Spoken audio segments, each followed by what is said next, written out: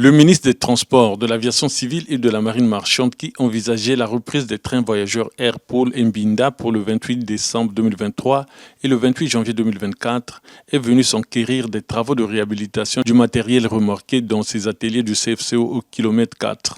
Les ouvriers sont à pied d'œuvre. Cette année, je suis à près de 300 wagons, contrairement au taux fixé. Par rapport au planning de l'année, à la programmation, nous étions à 350. Je peux dire que nous avons atteint le but, l'objectif, 300 wagons réparés. Conscient des difficultés techniques rencontrées par ces ouvriers, Honoré Saï a demandé à la direction générale et au secrétariat général de cette entreprise du rail de travailler davantage.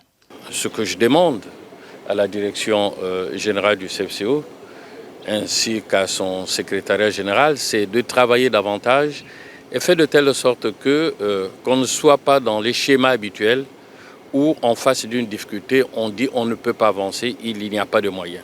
Non. Une société peut créer des moyens, si elle ne les a pas, elle peut travailler au moins en joint venture.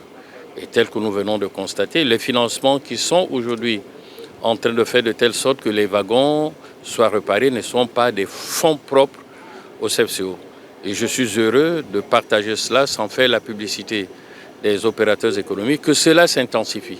Le ministre qui a par ailleurs visité ce centre de formation professionnelle et d'apprentissage du CFCO au kilomètre 4 a plaidé pour sa relance imminente. J'avais demandé que ce centre soit réouvert, non pas seulement pour utiliser la jeunesse comme le président l'a si bien dit, mais pour faire de telle sorte que le capital que nous avons, tous ceux qui vont à la retraite, qui sont possesseurs d'un certain savoir, qu'ils continuent à être utiles et qu'ils transmettent ce qu'ils ont su tout ce temps à la jeunesse qui viendra travailler.